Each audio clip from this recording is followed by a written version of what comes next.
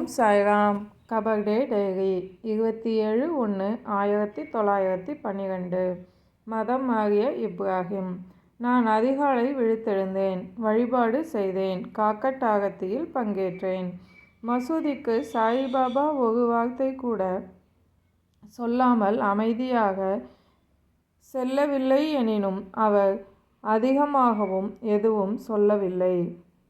Upasani, Babu Sahib joke, Bhishma ஆகியோருடன் நானும் பரமாமிர்தம் படித்தேன். சாயிபாபா வெளியே கிளம்பி செல்லும் போதும் பின்னர் உள்ளே வரும்போதும் தரிசனம் செய்தோம்.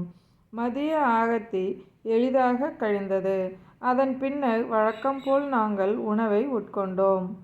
நான் சிறிது நேரம் படுத்திருந்தேன். ஒரு கடிதம் எழுதினேன். மாலை நேரம் தீட்சிதரின் இராமாயண பாராயணத்தில் பங்கேற்றேன்.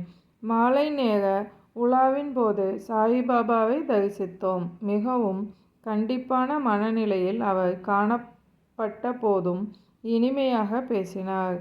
உலா முடியும் தருணம் அவர் உரக்க பேசினார். கோபமாக இருந்தார்.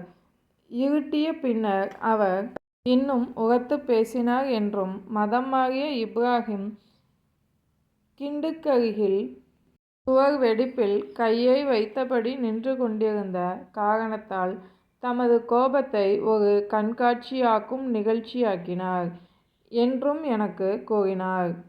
சாயிபாபாவின் உடைகளை ராதாகிருஷ்ண மாயி துவைத்திருந்தாள் என்றும் இவ்வாறு அவள் செய்ததற்காக சாயிபாபா அவள் மீது கோபம் கொண்டுள்ளார்.